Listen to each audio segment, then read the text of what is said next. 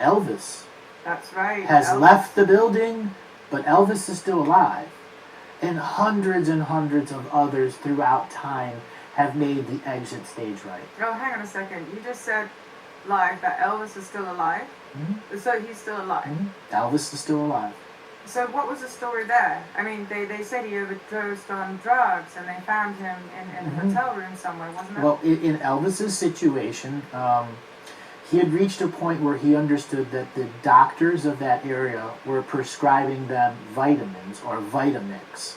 And if anyone knows their World War II history, Vitamix is what they were feeding Adolf Hitler, and it is methamphetamine. Wow. And they did this to just about every major country rock and roll star. It was common practice to give uppers and downers and for them to go 4 or 5 days without sleep. And he got to a point where he could not function like that anymore, and he left, disappeared. And the agency that owned his music had to figure out, because the living will said, I'm leaving, and there were multiple copies of the living will, but they couldn't find him for the first 8 years. And when they did find him, they said, you have to remain dead because there's, $35 billion on the line over the next 20 years. So, and he's not the first big person in production history that has exited that way. He had enough dirt on everyone in the industry to prove that how corrupt that they were. Came at a time where most musicians, they were lucky if they saw 1% of their total earnings. Okay? And if you were a black person at that time, you'd be lucky you saw 0.25%. You didn't own your material, ever. You had no ownership of it. You were lucky if you got any percentage of the take you actually did. And then your managers were dosing you with drugs.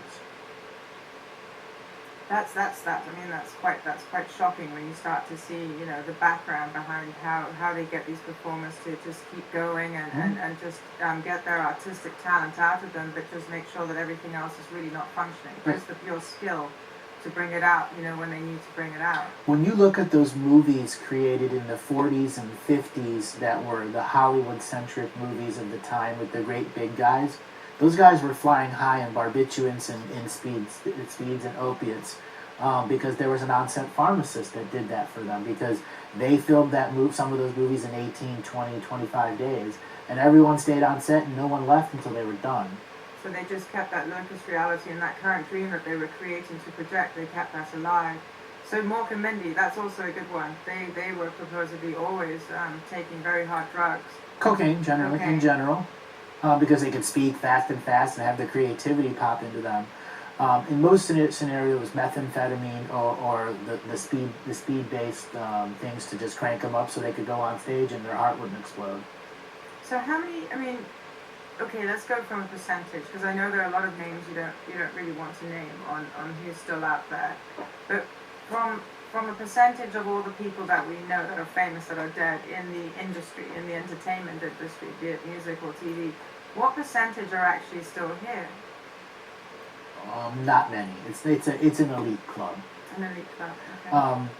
For you to remain dead and the public to allow you to remain dead, because in today's society, there's facial recognition software that can get you off a bank camera within minutes. Mm-hmm. Within minutes. That's the nature of Big Brother. 30 years ago, the Big Brother infrastructure didn't exist. Mm-hmm. So it was only a handful of elites that understood what level of blackmail it took for you to stay alive. Because once you got somewhere, you probably had 5 months until you were fine. That's how powerful the agency's physical boots on the ground resources were at that time.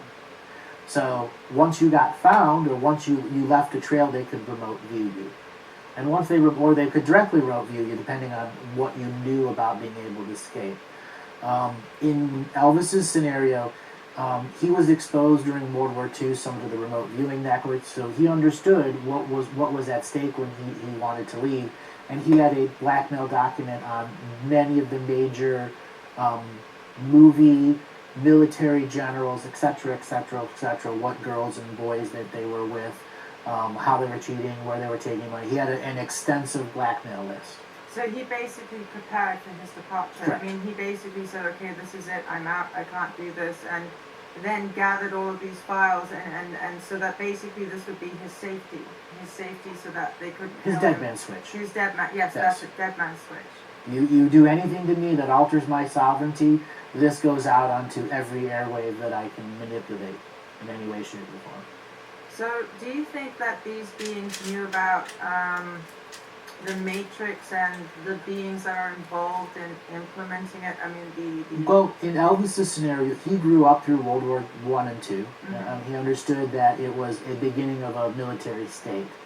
So when he got exposed to military Hollywood, is where he began to understand how far you could project power to. Mm-hmm. He saw some of the dark stuff that they did there.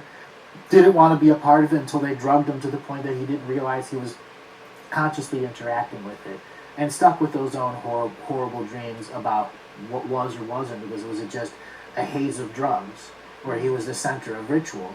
And we see that with today's society in Hollywood, with all the different awards that they have and the way they put them up there as trophies and as ceremonial rituals, whether it's the Super Bowl or the Oscars.